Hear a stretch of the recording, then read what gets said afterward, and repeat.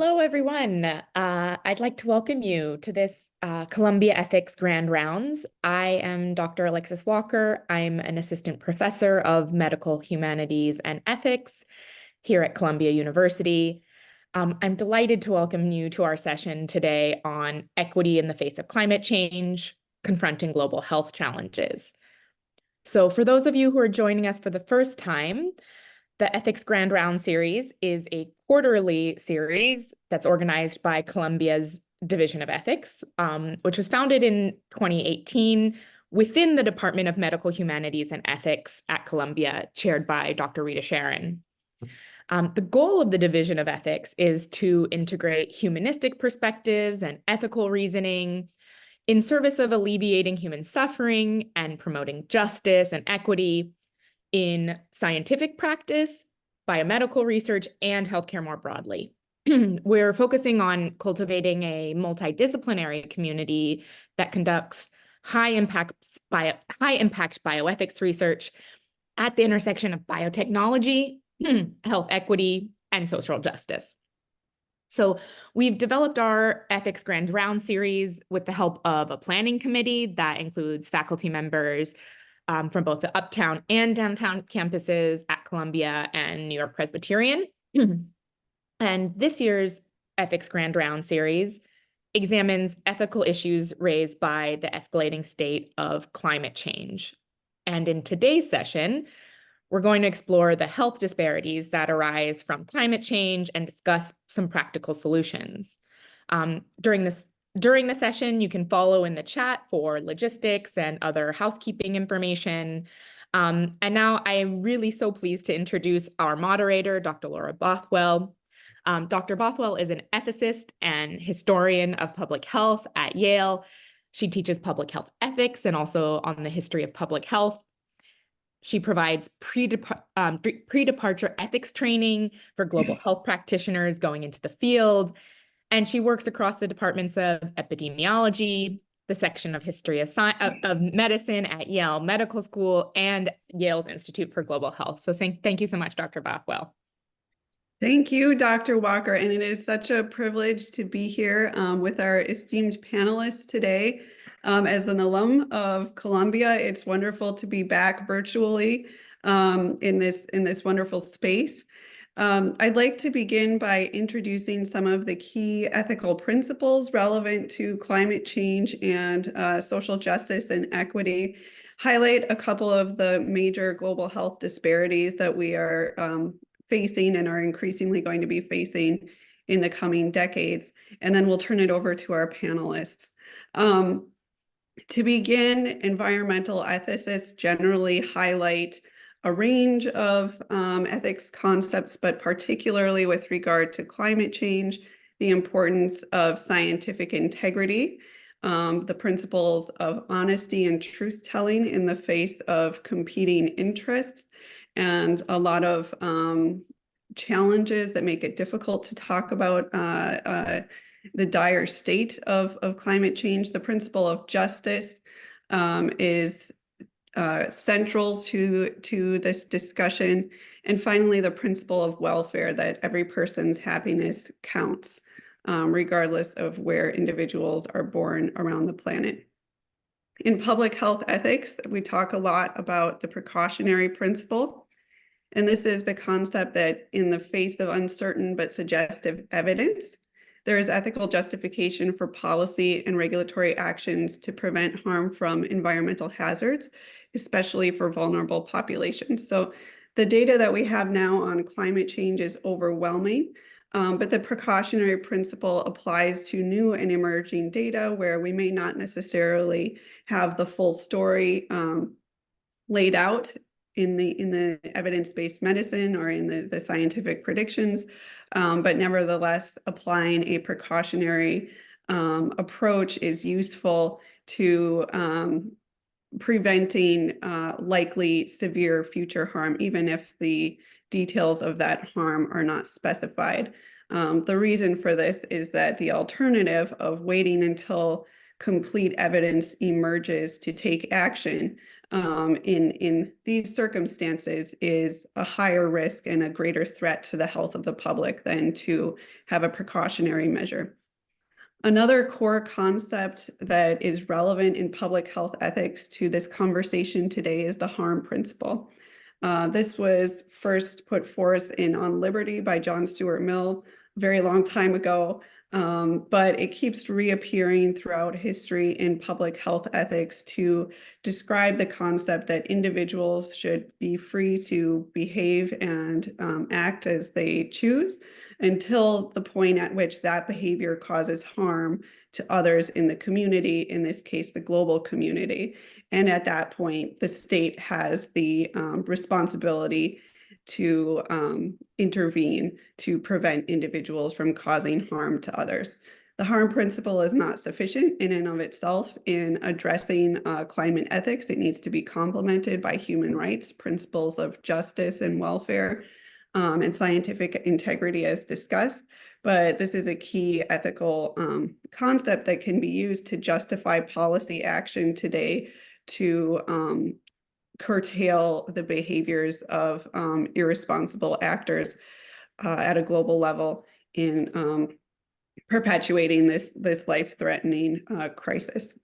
So we know that the origins of the global climate crisis today lie in the Industrial Revolution from 1760 to 1830 and the expansion over time of a transition toward steam power reliant on coal and fossil fuels, and the expansion over the past several hundred years of fossil fuel dependent technology. What's important, I think, to remember is that the Industrial Revolution emerged within the context of Europe, spread to the United States, but has generally been leading to enormous prosperity within the developed West. And the consequences of this consumption are being felt more heavily by individuals living in the global South. So there are some misconceptions today about the actual resource use. Despite sincere efforts toward transitioning into renewable energy sources at a global level, the vast majority of energy consumption is coming from coal, oil, and natural gas. And these are the leading threats to our planet and future mammalian life on our planet. We know that even 2 degrees of warming in the next century will eliminate 400,000 square miles of land, where today 375 million people live. This is leading to climate displacement, and this will continue over time.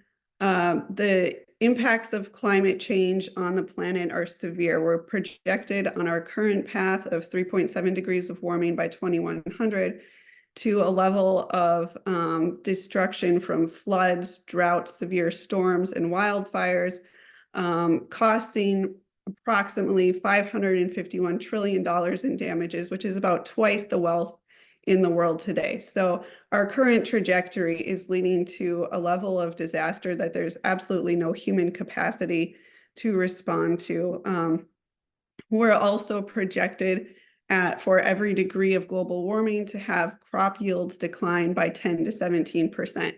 So this means that by 2080, without dramatic reductions in emissions, Southern Europe will be in a permanent extreme state of drought, as will much of the Middle East, some parts of the most densely populated areas of Australia, Africa, and South America, and the major crop growing regions of China. So none of these places, which today supply much of the world's food, will be reliable sources. Farron, if you could show the map that sort of I'd like to close with. This is a nice depiction of the impact recently demonstrated by billions of tons of carbon consumed. And on the top, you see a relief reflecting the regions of the world that have consumed this carbon, the United States being a huge problem in this area. And in the lower map, you can see the comparison to the regions of the world that have been most affected by four of the most significant, or among the most significant climate-sensitive health effects: malaria, malnutrition, diarrhea, and flood-related fatalities. So there's been a real disparity between the production of consumption of carbon and those who are facing the consequences of those behaviors, which is a global injustice. And I'd finally like to close by highlighting the impact on children. Children today are the least, they have the least amount of power to influence global policy, but they are going to be most affected by the decisions that adults today are making about the world that we are leaving to future generations. So on those notes, I'd like to turn it over to our wonderful panelists. I'm thrilled to begin by introducing Professor Darby Jack. Dr. Jack is in the Department of Environmental Health Sciences at Columbia University's Mailman School of Public Health, where he studies environmental health risks in developing countries, the health impacts of climate change, and the role of urban environment in shaping health. We'll hear from Dr. Jack, and then we will also hear from Dr. Sabiha Essack. Dr. Essack is a pharmacist by profession. She has a doctorate in pharmacy and is the South African Research Chair in Antibiotic Resistance and One Health, and a professor in pharmaceutical sciences at the University of KwaZulu-Natal. And full bios for our speakers are in the chat, but now I am delighted to turn it over to Professor Jack. Great, thank you so much. Thanks to the organizers for putting together this excellent discussion. It's an honor to be here. You know, and I'm going to be echoing some of the same themes that were just mentioned. I'm going to be taking a sort of a big picture look, you know, starting from the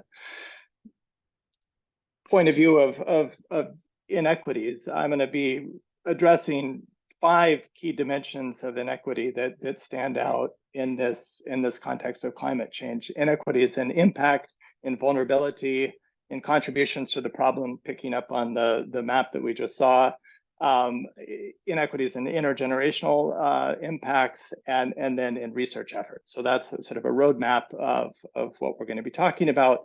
But to start, I want to encourage us to think about the big picture of the global distribution of climate risk. And the map that you're seeing shows global projections of mortality around the world resulting from temperature increases. So this is basically the health impacts of increased heat. And there are 2 things I think that are striking about this map. The first is the degree of heterogeneity.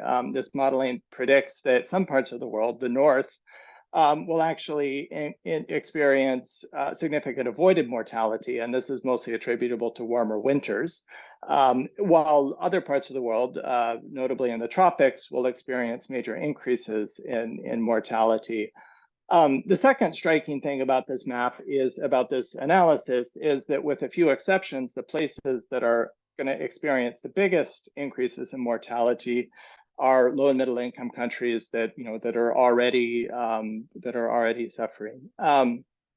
So the second thing I want to draw our attention to is that this inequity is not just focused on impacts, but also on vulnerability. This map looks very similar, but instead of mapping projected impacts, this is an index of, this is from an IPCC analysis. This is an index of vulnerability to climate change that integrates across some of the health endpoints that were mentioned before, but it integrates across food security, climate-induced migration, infectious diseases, the heat impacts that we just saw, and others. So this is looking at vulnerability rather than projected impacts. But we see much the same pattern, that the vulnerability is really concentrated in parts of the world that we already think of as highly vulnerable. And I think the underlying driving force here is lack of resources for adaptation, lack of state capacity, high reliance on agriculture, underinvestment, a history of underinvestment in infrastructure, individual level constraints. People don't have resources, for example, to invest in air conditioning if it gets too hot, and then knowledge gaps. And we'll return to this theme of knowledge gaps in a moment. I also do want to stress, I think that for this audience, this doesn't need much discussion, but these global patterns are inscribed at different scales and certainly also in high income settings. So this is just to show that we see similar patterns for New York City where heat vulnerability is concentrated in marginalized neighborhoods, and the Black communities are substantially more vulnerable to heat exposure. So you can see that the rate of mortality attributable to heat in Black communities is more than twice what it is in other communities in New York. So addressing these disparities is not just a global question, but also a question for cities like New York. So the third thing I want to stress is the point that was made earlier, that there's this mismatch between who's responsible for the problem and who's bearing the brunt of the problem. So this is looking at cumulative. This plot is looking at cumulative global warming emissions, and of course, climate change is a stock problem, not a flow problem. So the CO2 accumulates in the atmosphere. So we need to look at historical contributions. And what we see is that North America and Europe account for over 60% of cumulative emissions, while Africa outside of South Africa and Egypt only accounts for about 1.4% of cumulative emissions. And a similar pattern holds in the United States, where the top 10% of Americans are responsible for more climate emissions than the bottom 70%. And again, this sort of mismatch between who's responsible for the problem and who is bearing the cost of the problem is precisely what's given rise to this conversation about loss and damage. Those of you who are paying attention to the discussions at COP28 in Dubai will have seen that there was an agreement that we need a loss and damage fund, but so far there's been no move to put money into that fund. A fourth dimension, and again, this was mentioned previously, but is that this mismatch between who bears the burden and who's responsible extends to the future.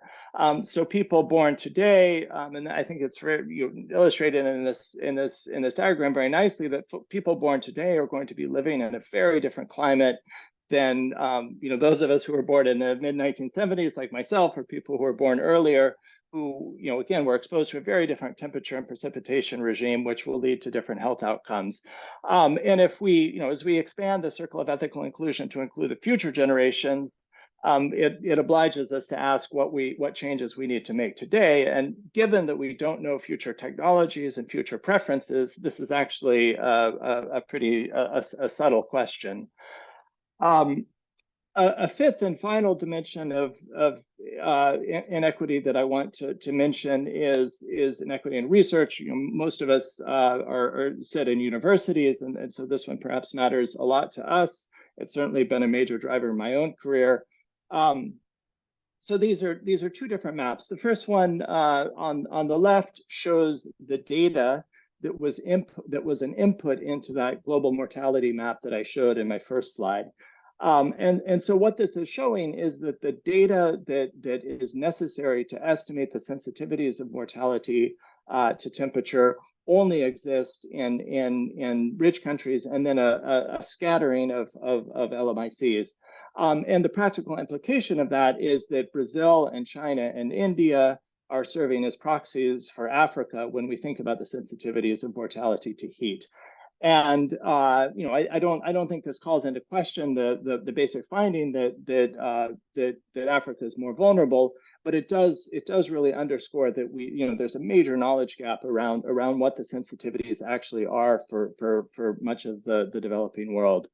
And the root cause here is the lack of vital registries in most of these countries, high quality vital registries. So we don't have good daily death records. And then a related point is, and this is the map on the right, showing the darker colors are showing higher counts of research studies looking at adaptation. So again, we see this pattern that the research effort is really focused on North America and India and China, leaving in particular Africa, the part of the world that's probably most vulnerable, with the least sort of actionable information about what kinds of adaptation measures can really result in benefits. I want to end on a positive note. I've taken you on a tour of these inequalities, and I think we're all acutely aware of the challenges. But I do think that there's a hopeful take here, and a take that focuses on how the societal reordering that responding to the climate crisis is necessitating might result in a world that's both built around clean energy, but also built around social justice. This forthcoming book of essays, curated by Dr. Ayanna Elizabeth Johnson, is I think a really nice version of that. It invites us to sort of flip the climate narrative around and ask, what are the opportunities, what are the possibilities in responding to climate change? And this seems like a good note to end on.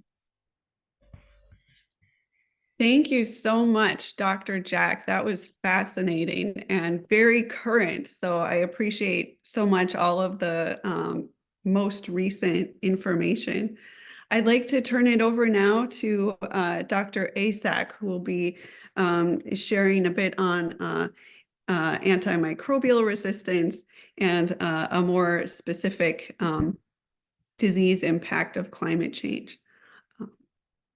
Thank you very much, Laura. So distinguished guests, colleagues, ladies and gentlemen, good morning to you in the US, and good evening to everybody, and good afternoon to everybody in my part of the world. I would like to thank Columbia University Department of Medical Humanities and Ethics for inviting me to be part of this important conversation. So this is an overview of my presentation. Dr. Jack gave an excellent presentation of the effects of climate change and human health, and I'm going to delve into the insidious effects of climate change as the threat multiplier of infectious diseases and consequently antimicrobial resistance, focusing on temperature in the main as well as rising sea levels. I will briefly speak to mitigation strategies at the very end. So let's begin with the case study. Since October 2023, Zambia has faced its worst cholera outbreak on record, infecting over 20,000 and killing nearly 700. Erratic rainfall patterns, rising temperatures, and extreme weather events exacerbate existing health system vulnerabilities in the country.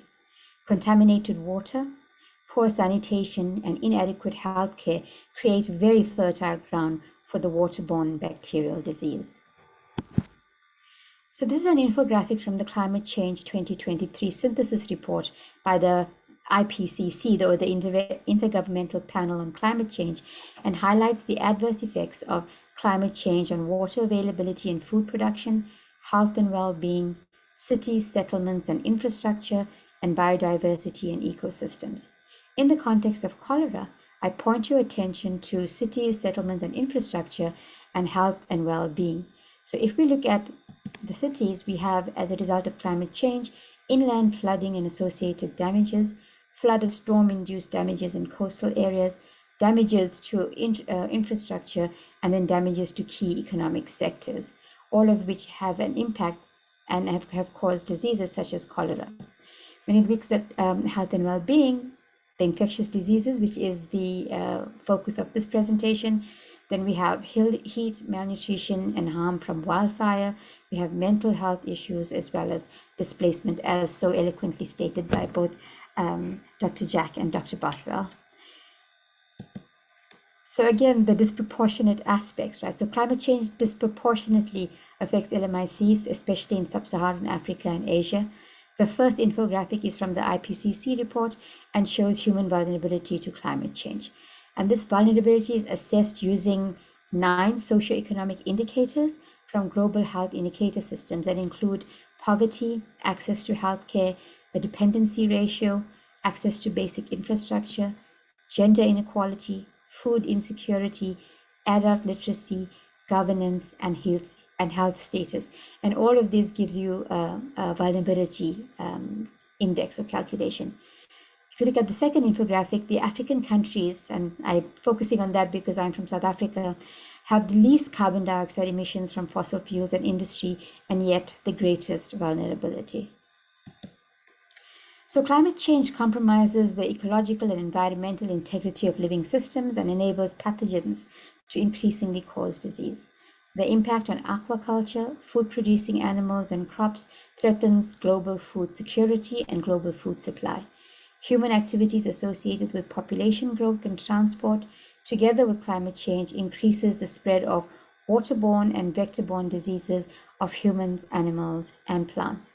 If we look at the blue infographic, then changes in temperature, rainfall, and sea levels cause changes in pathogen growth, survival, and virulence, the ability to cause disease.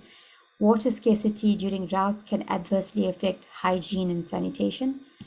Food scarcity can cause dietary shifts towards more unsafe foods. And then if we have high levels of rainfall or flooding, we have contamination of crops by feces due to systems unable to cope with the flooding adequately. So climate change has thus been termed the threat multiplier. So if we look at two components of climate change, water and temperature, I'm going to start with temperature first. So temperature is critical to bacterial processes and infections. As temperature increases with climate change, bacterial infection rates may increase and diseases can spread to higher altitudes and latitudes where they were not previously found. If we look at some of the examples on this table, then rising temperatures in water systems contribute to the better survival of Campylobacter and Salmonella that cause waterborne and foodborne diseases. Candida auris, which is a fungus, has gained thermotolerance and salinity tolerance on wetland ecosystems, and E. coli, which all of us are familiar with, and some of the escape pathogens grow optimally at higher temperatures between 32 and 36 degrees Celsius. And then horizontal gene transfer, which is the exchange of genetic material, including antibiotic resistance or antimicrobial resistance genes, is facilitated at higher temperatures. So the increased incidence and prevalence of infectious diseases will increase the antimicrobial use and subsequently the selection pressure for resistance. And as climate change also results in displacements and increased population density, the spread of infection is also facilitated in this way. So this is a study from the US, and it explored the role of temperature on the distribution of antibiotic resistance across the United States. So the first figure is a heat map of antibiotic resistance for E. coli for all antibiotics. The second figure is a heat map of the 30-year average minimum temperature. You can see that they're almost mirror images of each other. This is a scatter plot of antibiotic resistance versus minimum temperature for E. coli and amoxicillin, while the last figure stratifies this by antibiotic class, such that the association between temperature and resistance was strongest for fluoroquinolones and weakest for carbapenems. The study showed that increasing local temperature and population density were associated with increasing antibiotic resistance in common pathogens. If we look at water, the 2022 climate report highlighted the fastest rates of sea level rise in 3,000 years, the lowest level of Arctic sea ice in 1,000 years, and unprecedented glacial retreat in at least the last 2,000 years. There have been reports of antimicrobial resistance genes being released from permafrost in Siberia and Alaska, and climate change is also causing ocean currents to move, and with them will move antimicrobial resistance determinants. Ship ballasts have also been implicated in the transport of AMR across seas. So a ship takes in a whole lot of water to balance it in one part of the world and then travels to a distant part of the world, releases the water there, and then follows the same process as they go along. So Vibrio, as in the one that causes cholera, one of the species, is a particular concern. Vibrio bacteria are marine pathogens that thrive in brackish or salty water in warm climates. An increase in sea surface temperature due to climate change can alter Vibrio abundance, distribution, and patterns of infection. So just like climate change disproportionately affecting low and middle income countries, so does antimicrobial resistance. The mortality due to the global burden of bacterial AMR was estimated at some 5 million AMR associated deaths and 1.3 million deaths directly attributable to AMR in one calendar year in 2019. The latter is almost double the estimates of the O'Neill reports. And for those of you not in the AMR space, the O'Neill report was an economic analysis of the economic impact of AMR if nothing is done about it urgently. And the one common factor in both these reports, as well as the impact on climate change, is that there's a disproportionate burden in LMICs in sub-Saharan Africa and Southeast Asia. So I also have the same infographic as Dr. Jack. These infographics speak to human influences that negatively and positively affect climate change. And I've highlighted here mitigation strategies related to AMR, specifically improved cultivars and agronomic practices that do not require antimicrobials and pesticides, on-farm water and irrigation management, collective action policies and institutions, training and capacity building, livestock and fish-related interventions, again reducing the need for antimicrobials, and water, sanitation, and hygiene-related adaptations. These strategies will also mitigate AMR, but may not be technically and financially feasible in low and middle-income countries.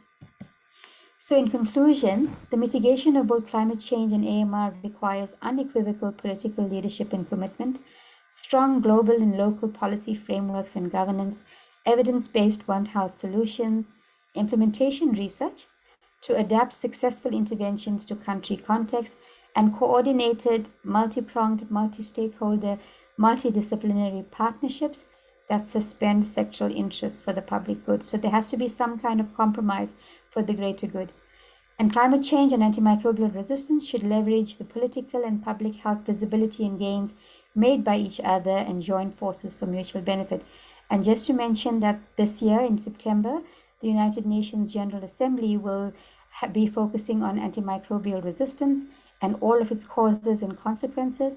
And this will be 8 years after the first political declaration in 2016. And this year we want to focus on targets, accountability, and financial arrangements that allow LMICs to be able to address antimicrobial resistance. And our Global Leaders Group have also issued a statement on antimicrobial resistance and climate crisis, which you see on this slide. Thank you very much for your attention. Thank you so much, Dr. Essack. That was fantastic. And I have not seen elsewhere such a wonderful connection between antimicrobial resistance and climate change. So that was fascinating. We're going to have a period of around 25 minutes of organized discussion between our panelists, and then we will open it up to Q&A from the audience for the remainder of the session. So we have a couple of prepared questions, and I'd also like to just follow up on the conclusion that you made, Dr. Essack, regarding a shared responsibility to limit the consumption of antimicrobials. And in the ethics literature on antimicrobial stewardship, oftentimes there is this call to have a global shift toward reduction of excess use of antimicrobials. Oftentimes this most frequently falls in the realm of overuse in livestock, but there's also, of course, overuse for non-prescribed or in some cases over-the-counter access where antimicrobials are not restricted through prescriber situations.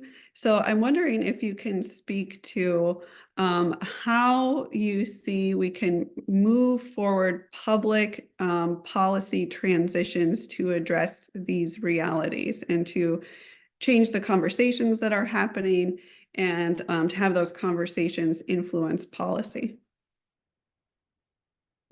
Thank you, Laura. So there are, you mentioned stewardship in both human health and animal health, and there are several excellent guidelines and ways in which this can be done. We speak about evidence-based practice that needs to be implemented more broadly. If we look at low and middle income countries, there are so many asks on that health budget or that agricultural budget. And it becomes extremely challenging to be able to apportion funding towards climate mitigation or AMR mitigation when there are so many other health priorities, such as malnutrition, such as the big three, HIV, TB, and malaria. So the idea is that we do have the policies, but the enforcement capability and the financial resources and the infrastructural resources, as well as the human resources required to put these into action, are really disparate in the different countries. At the moment for AMR, for example, we rely, low and middle income countries rely on global contributions to multi-partner trust funds, and that is really not sustainable. So it really requires countries to start thinking out of the box and leveraging cognate programs to address the bigger pictures of climate action as well as antimicrobial resistance. So if we think about climate change, we think about food and the 25% of emissions resulting from food production, then we need to think about how best we can optimize our food production to reduce the greenhouse gas emissions, to be able to mitigate both climate change while not compromising food insecurity. So I don't have the solution, but I'm giving you the reasons for why it is so much of a challenge. Thank you. Excellent. Thank you. I'd like to turn to the question. We've talked a lot about who is affected most by climate change, and panelists, feel free to expound upon that. But I'd also like to turn to the question of what can we do now about the results of these disparities, particularly when those who are causing the problem are not necessarily feeling the impacts of our behaviors. And I say "our" because I'm in Connecticut. So we're the problem. What can we do now? Well, I can start with a couple of comments. So the first thing that comes to mind, and I think this actually pertains to the question that you directed to Dr.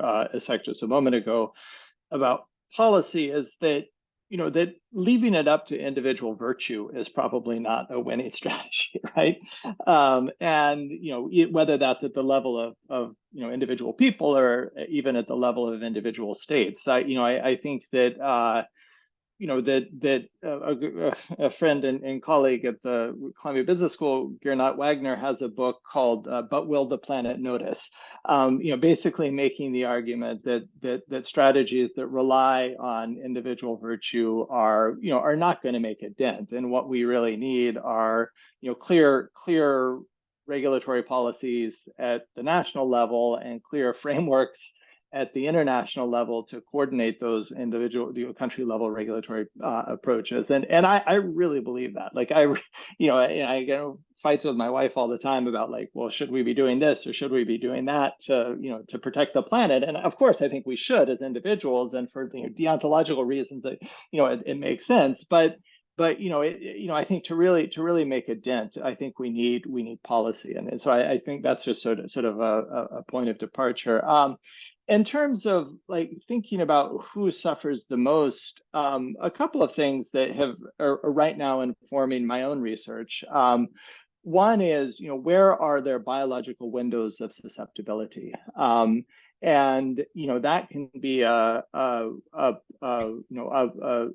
opportunity for leverage. Where the return on these scarce resources that Dr. Essack mentioned, that these ministries of health are allocating very small amounts of money across really urgent problems. And if we can find places where there's real leverage, perhaps we can get more traction. And so one thing in my own research that we're very much focused on right now is pregnancy as a window of vulnerability. And sort of almost by definition, it's hard to think of an individual who's more vulnerable than a pregnant person in a disadvantaged community in a lower middle income country. And so we work in, my team works in Ghana, where we've been involved in a couple of different birth cohorts and shown through our research, and this is really just echoing what others have shown, that heat exposure during pregnancy results in smaller babies born earlier, with smaller head circumferences,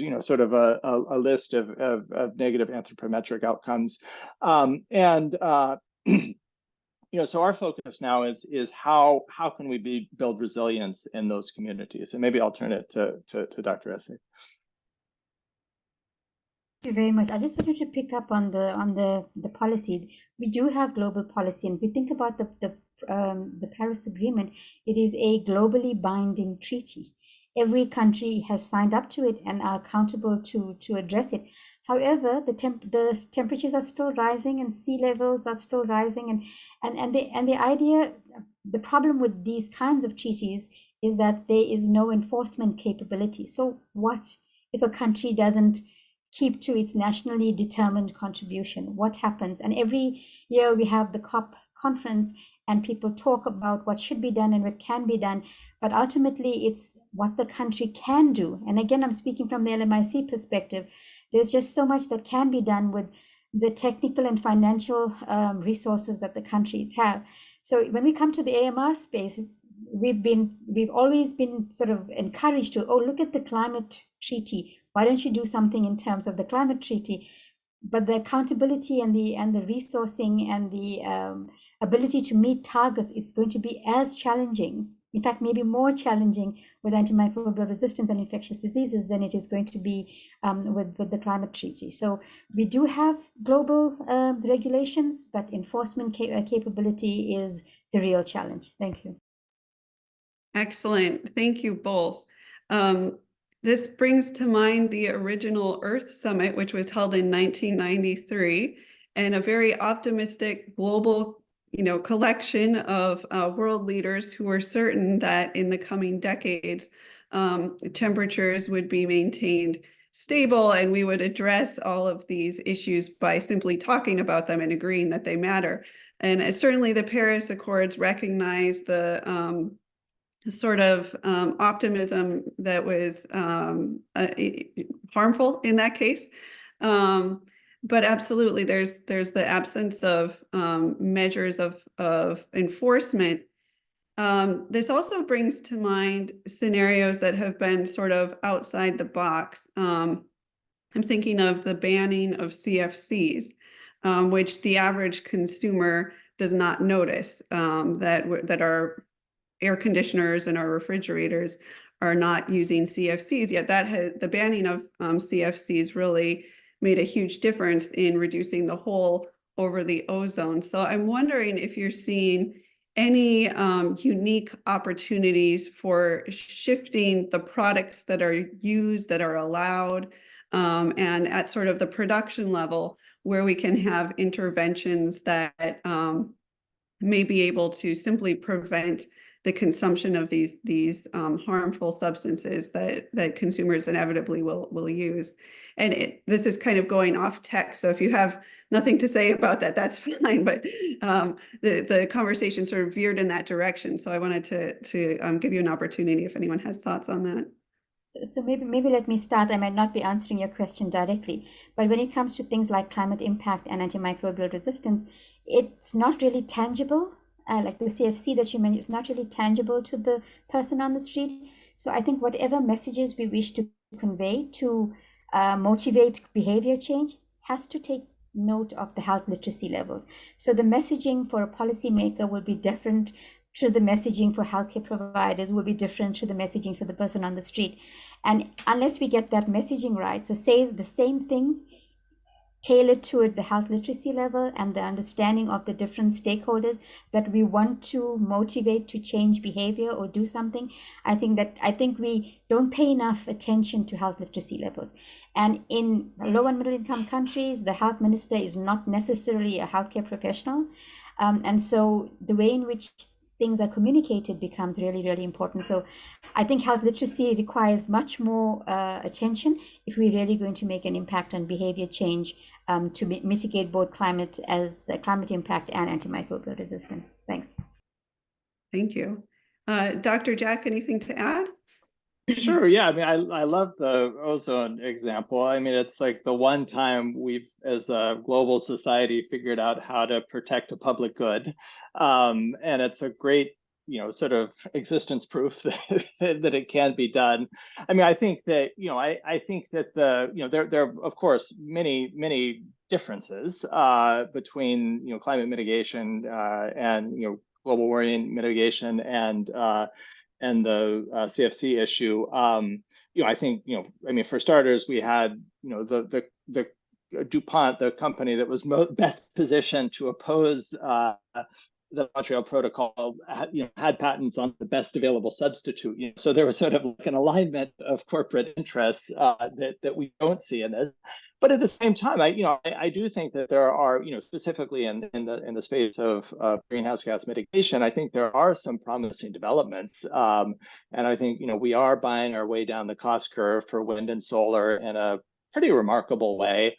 And I think that's why I try to end my little talk on it's not all doom and gloom, and I do think that the sort of induced innovation hypothesis is that as the sort of benefits from certain activities go up, the economic benefits from certain activities go up, it'll attract R&D effort, and I think we're seeing that in a really compelling way, and I think it is the result of policy, and the other thing that I would mention in this context is this idea of the loss and damage fund, and we've had various iterations of this. The idea of mobilizing globally significant amounts of money to fund adaptation and and even compensation in the countries that are most at risk, and I think what's wanting now is frankly leadership. Also, I think that it is this sort of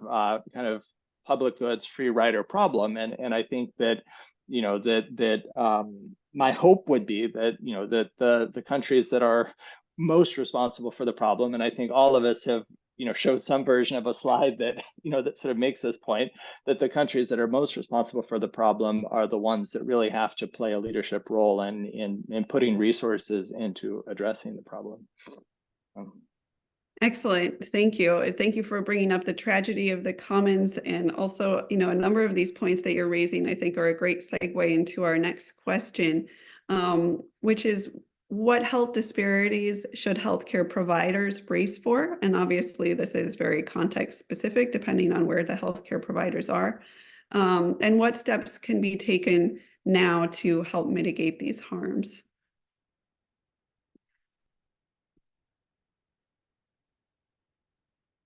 And whoever would like to jump in. Sure. I mean, I can, again, I'm just sort of riffing off things that are, on my research portfolio right now. But, certainly in a place like New York City, there are, communities that are hugely at risk for heat events. And, so I've done a little bit of work and trying to do more with colleagues, looking at lower income people, especially elderly people who don't have air conditioning. So that's like a very well-defined risk group. And there are, the city of New York, the New York City Department of Health and others have programs underway that are trying to increase access to air conditioning. And again, this is, as you were saying, it's context dependent. In other settings, air conditioning is just a non sequitur. It's not, it's just not an option. But in, I think in New York City, there are there are well-defined groups that that lack the ability to cool indoor spaces, and I think as we see increasing numbers of hot, humid days in New York, which we're clearly seeing, that that's an example of a well-defined population at risk. So again, maybe I can provide a bit of a low and middle income perspective to this. So if we look at, again, infectious diseases and climate change affecting biodiversity loss, damage to natural environments, human beings infiltrating natural environments, etc., we see an increase in zoonotic spillover. So if you look at Ebola, Zika, dengue, and a number of those diseases, they are mostly in low and middle income countries, and where there have been close interactions with wildlife. as well as food-producing animals that cause the infection. So the climate change, the infiltration of different habitats for food production, etc., have resulted in that kind of zoonotic spillover. So also with regards to temperature changes and things, what healthcare professionals need to be cognizant of is as temperature increases, you may get infectious diseases that you're not familiar with or that were not previously present in that environment suddenly coming up. And so we need to do a little bit more diagnostics to determine what this is. It may not be a common cold or the flu, but something different. And whenever it's infectious diseases, the first go-to is an antibiotic, whether it's a viral or a bacterial infection. And this overuse and excess that you spoke about earlier really causes the selection pressure for the development of resistance. When we saw COVID is viral, but in the beginning, we were so hard pressed to do something about it. And people were so concerned about secondary infections that we used excessive amounts of antibiotics, even when they were not warranted.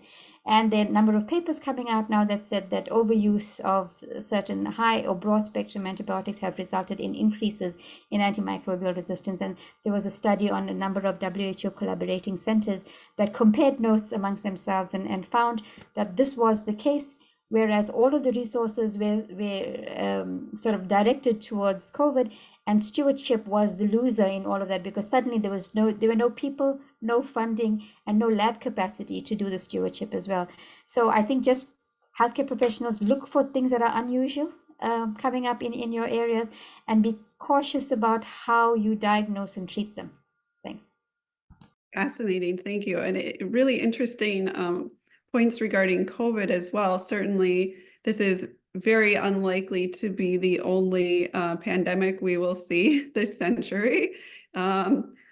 So as we're, thinking about preparedness in the future, considering antimicrobial stewardship is a really key point that I don't think has been given a lot of attention. So thank you for bringing that in.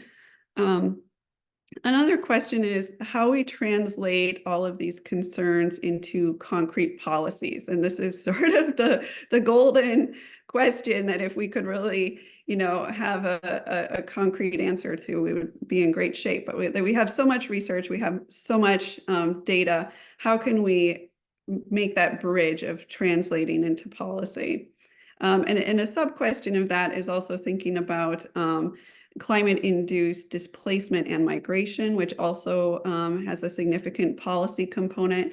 Feel free to simply tackle the first question, but I'm just tagging that on if anyone would like to address those issues as well. So maybe I can start by saying developing policy and writing it is really not that difficult to do. You have an evidence base, you write a policy brief, you say what needs to be done and how it should be done. But I think that to convince for the adoption and implementation of the policy is the challenge. And what I find is becoming useful, especially in the implementation research paradigm, is to think about a policy impact analysis. So how will this policy impact the current state? What will happen if we do nothing? So the economic, the policy impact analysis has to have a health case in our circumstance, but also the economic case. And policymakers tend to look at the bottom line. So the policy impact analysis is really important, but also to say, if we do it, yes, it'll cost, but the return of investment is X. And if we don't do it, the impact of doing nothing is going to be even worse. So again, it's sort of this making the case, the health and the economic case of existing policy, but also making the case to adapt evidence-based practices in different country contexts, and they have to be nuanced and changed depending upon resources and capability. Thank you. Excellent, thank you. Dr. Jack, any additions? Sure, yeah, but I completely agree with what was just said, and I think just to amplify the sort of return on investment analysis. I think one challenge is that in many cases, it requires the government's spend real resources, and the return on investment is intangible. It's improved health, which we perhaps don't value as much as we should. And I think that, framing it in those terms, but giving a sort of explicit valuation to health can really help.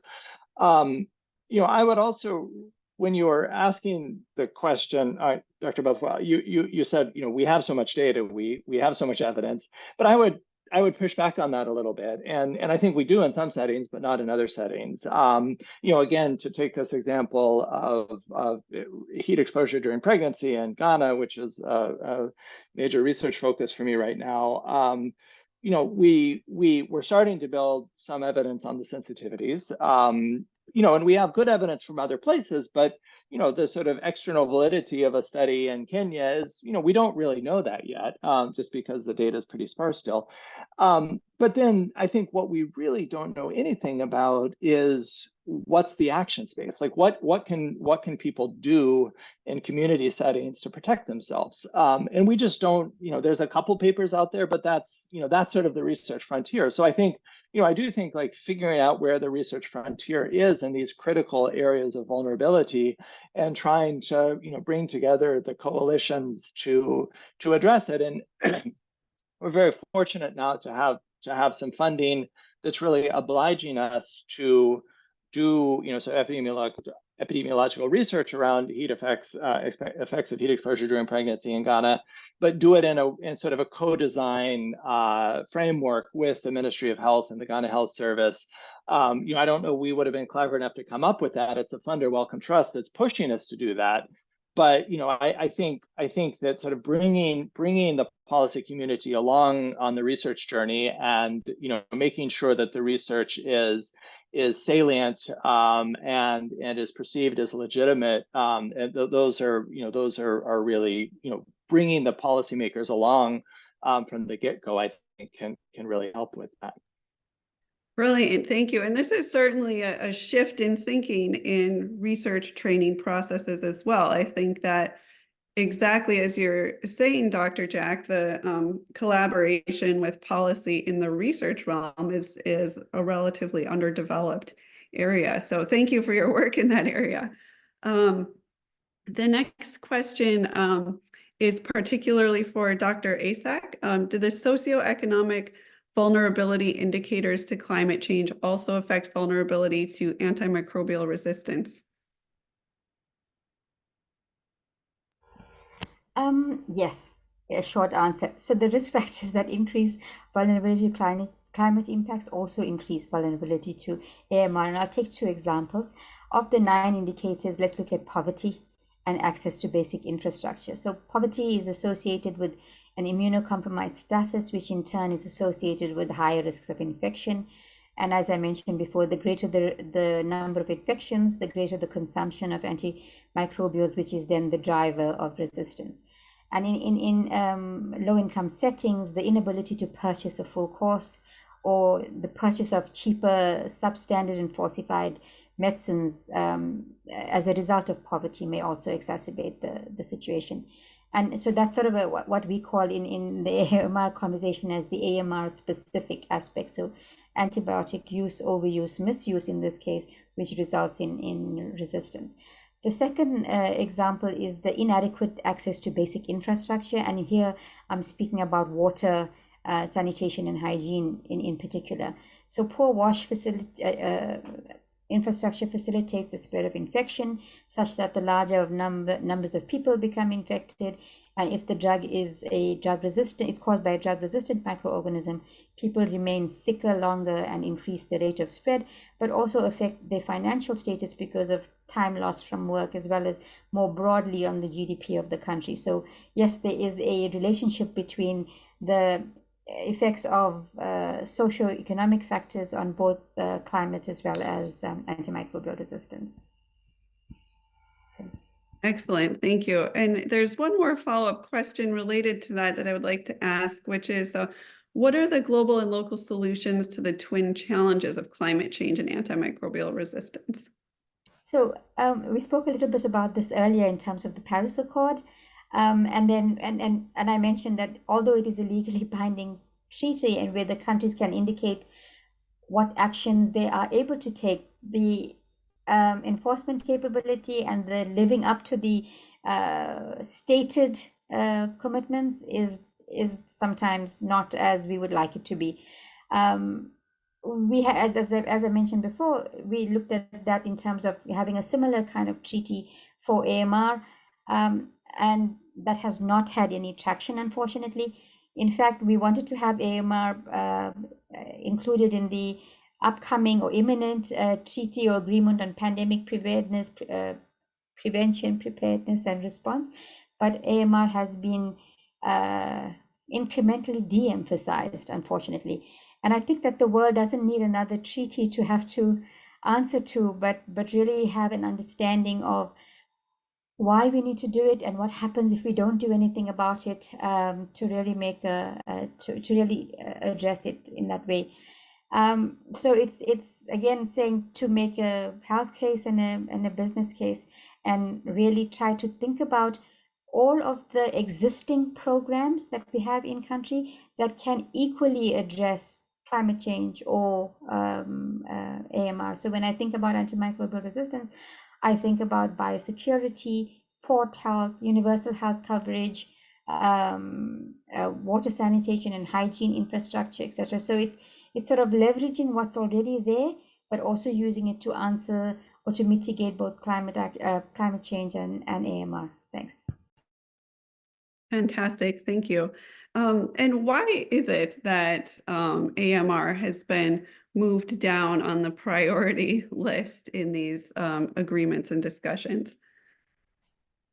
Not for want of trying on our part, let's put it that way. I think that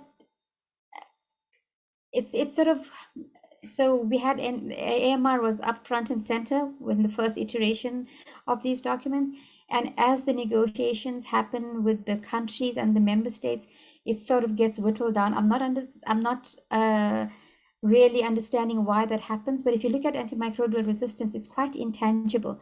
So if a person dies, they die of TB or pneumonia, but it doesn't state in any death register, whether in a high-income country or a low-income country, that was caused by XDR, Mycobacterium tuberculosis, or an ESBL producing Klebsiella pneumonia. So I think that it's because it's, I don't like to use the word silent, but because it's not a known, and it's sort of something that happens in microorganisms that cause the disease, it's not as tangible as we would like it to be. And I can't speak to why it's been sort of whittled down. It's mentioned, but it's not prioritized. It's one of the things that speaks to a number of other aspects.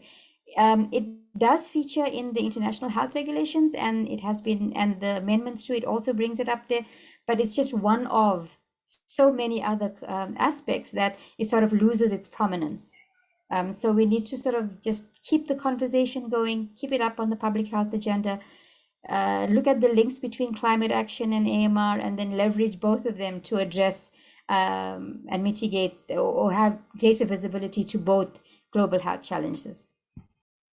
Excellent, thank you. And I think you're really echoing what Dr. Jack was saying with regard to these sort of intangible, unmeasured dimensions of the climate impacts on health that actually we could use more data on to shift our policy conversations as well. Now it's time to open it up to questions from the audience. So please be open and free with entering your questions into the Q&A box. The first question comes from Amanda Villa. And Amanda asks, can you delve into the topic of mental health and climate change? What additional complexities does this present for global health?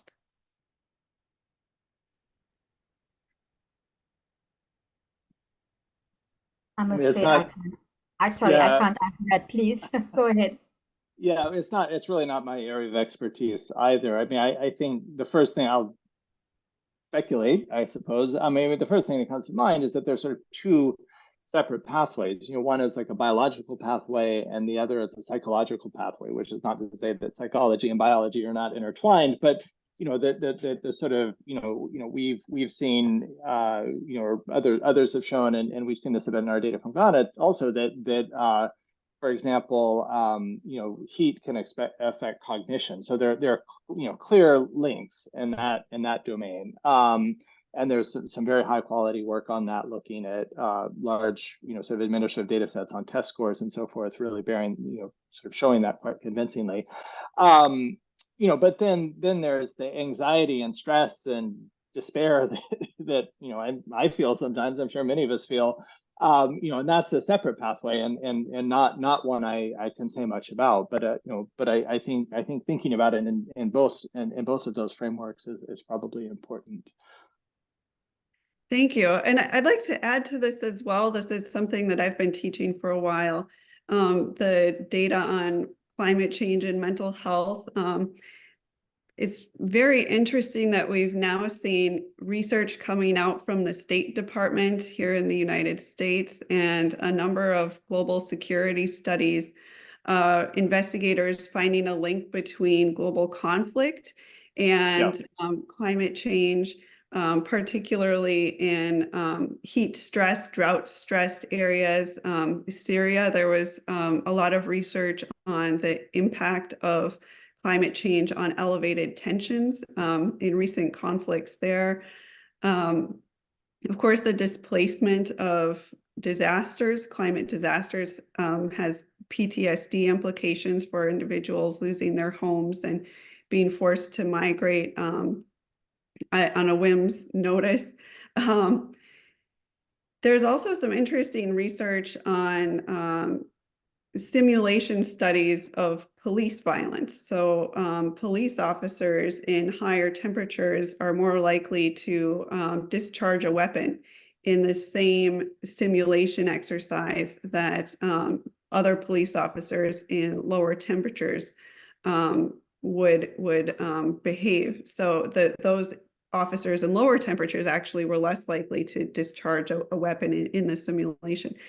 Schizophrenia as well is exacerbated by heat. So certainly there are more connections between climate change and mental health emerging. But what concerns me the most is the agitation and the conflict that emerges in scenarios of high heat. And for those of you in New York City, you don't need a study to explain to you that if you're on a subway with an air conditioner broken down, people tend to get more agitated. It's certainly intuitive that these links exist as well.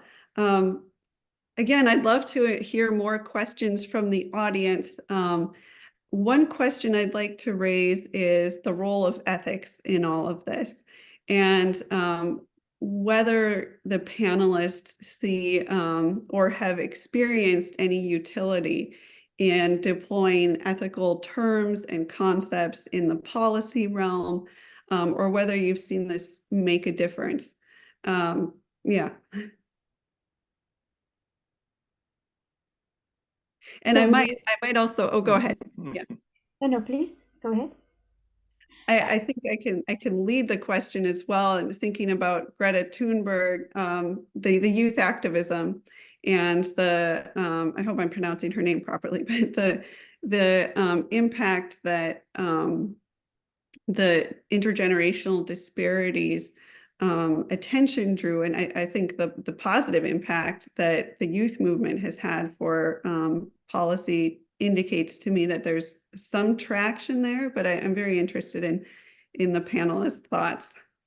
No, I completely agree with you. There's lots besides the youth movement in climate action. There's also a very strong youth movement in antimicrobial resistance, and the idea is to maintain the planet for future generations and to maintain the health of future generations. So that is really something that would resonate with parents and all sectors of the population.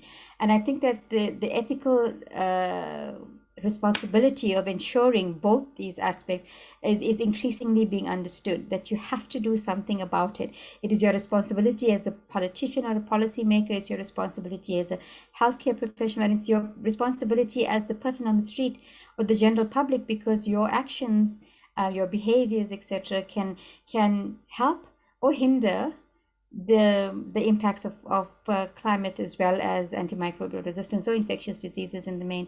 So I have seen more and more ethical aspects coming up, and certainly the intergenerational commitment or voice coming through as well for both these aspects. Thanks.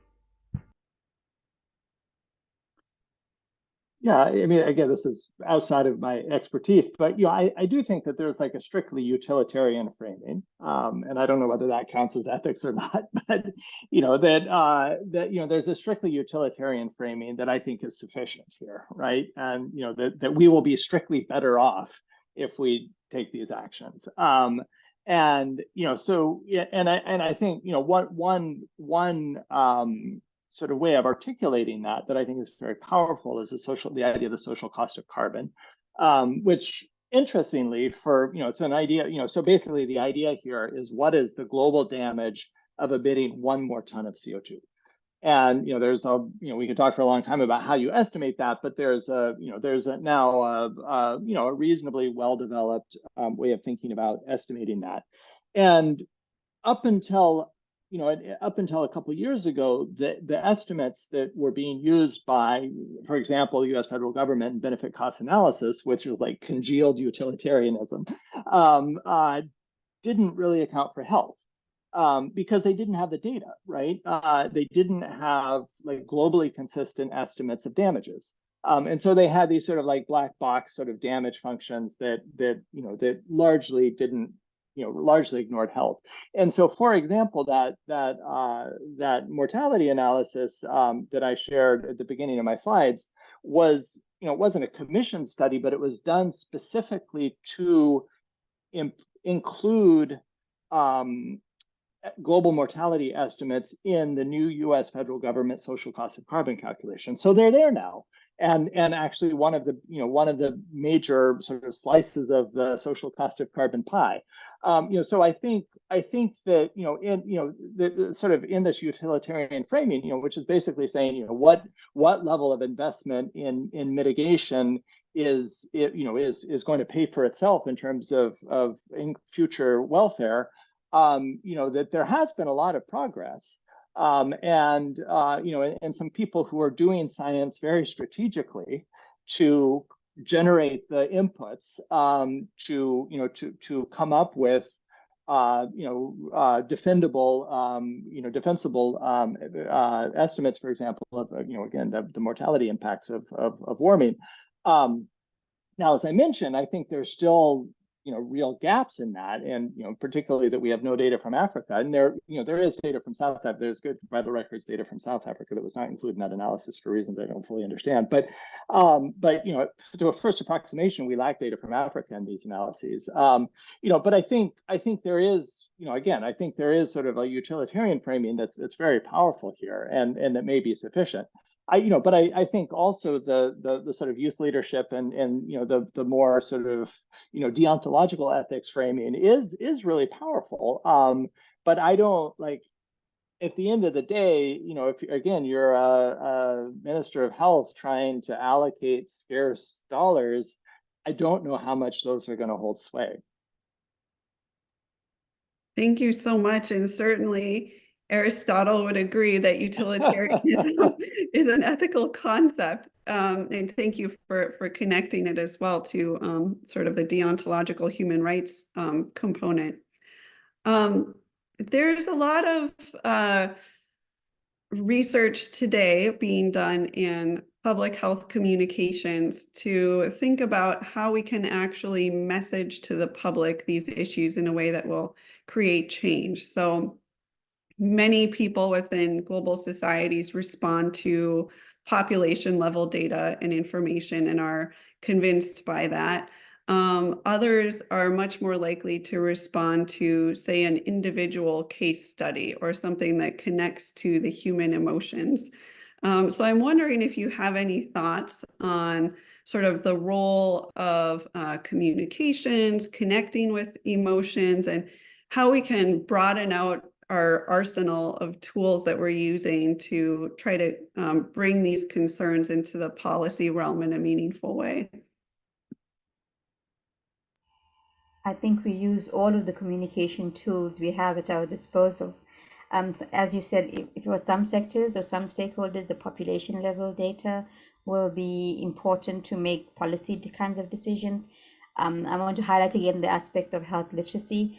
In AMR, I am very hesitant to do the fear mongering kind of thing, but really to highlight the fact that your actions can help or hinder something that is going to affect the public at large, but also the future of your children. And that's so individualizing the stories, whether it's climate impact stories or AMR or infectious diseases stories. I think that brings in, it allows people to identify with it, and say it could be me in this scenario, and so motivate behavior change. But also in terms of the population level data and the science behind things.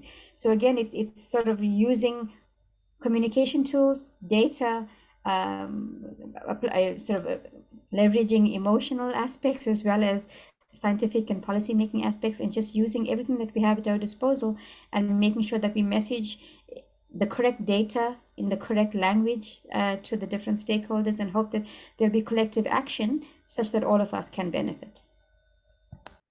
Fantastic. And thank you for drawing attention again to the health literacy component as well, which is certainly critical outside of these types of conversations, right? Thinking about translating for the broader public audience. Anything to add, Dr. Jack? Yeah, well, so one thing I've been thinking about this a little bit, and there's one of the strategies that's been successful in some parts of the world to mitigate the effects of heat, or buffer the effects of heat, is heat early warning systems. And it's a little bit different because here the information goes to governments, but also ultimately goes to individuals. And I think it's actually really interesting because it raises some questions about who's responsible, right? Should we be looking to individuals to take protective action, or should we be looking to governments to take protective action on their behalf? And I don't know that there's a right answer to that, but in my mind it's a salient and tricky question. But in the context of Ghana, where I've been working on this, so we've been trying to develop a heat early warning system that, or we're just starting. We actually have a pending grant proposal, so we'll see if we're actually working on this. But what we're hoping to do is to develop a digital platform that will provide this information directly to pregnant women, such that a woman would enroll at her first antenatal visit, and then sort of receive messages of various kinds on a smartphone or a what they call in Ghana a yam phone,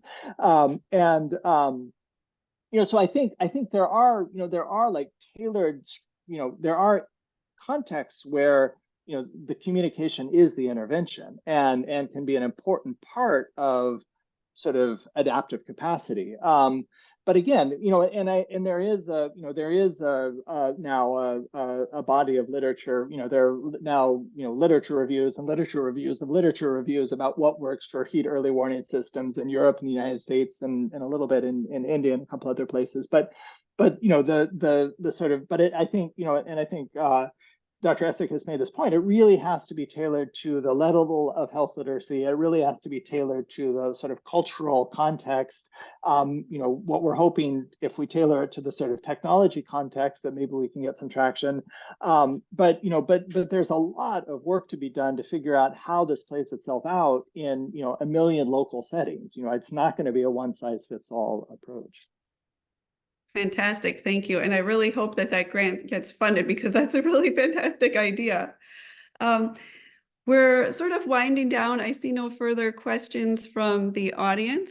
So I'd like to give our panelists a chance to share any final thoughts, any closing words that you would like to share with our guests today. Maybe to say that climate mitigation and AMR mitigation are the whole of society responsibility.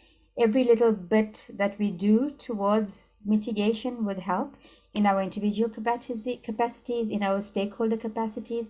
So this is one of the aspects that requires all of us, top down, bottom up, horizontally, vertically, for us to act. And let's all do our part. Thank you. Fantastic. Thank you. Dr. Jack. I guess I just reemphasize that, that there is, there's a tremendous risk here, but I also do think there is an opportunity that, that this crisis is obliging us to like re-engineer some pretty fundamental things. And if we get it right, maybe we can build a better world. Thank you. And with that, I would just like to thank you both so much. I've been teaching in this area. I've been studying and working in this area for a long time, and I learned a lot today. So I thank you for all of the wisdom and information that you've brought to us. This has been a really fruitful conversation and a real privilege to speak with you both today. I'll now turn it over to the Bioethics Center with Dr. Walker to close our day.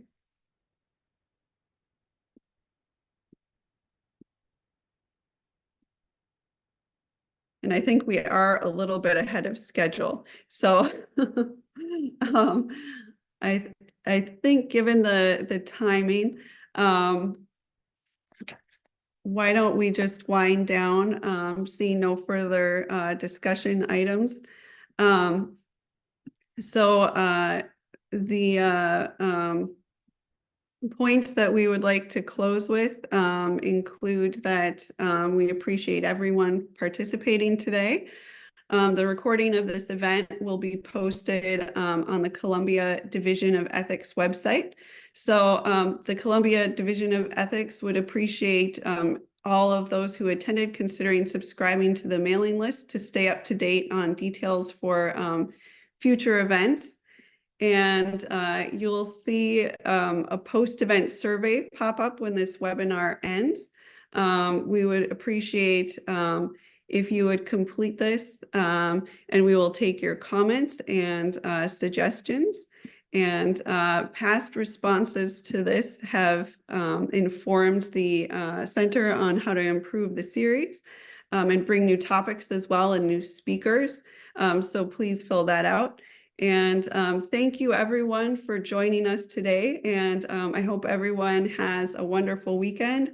And thank you again, especially Dr. Essack. I'm not sure what time it is there, but thank you to you both for taking a large chunk of your day to share your brilliant reflections with all of us. So thank you. Thank you very much.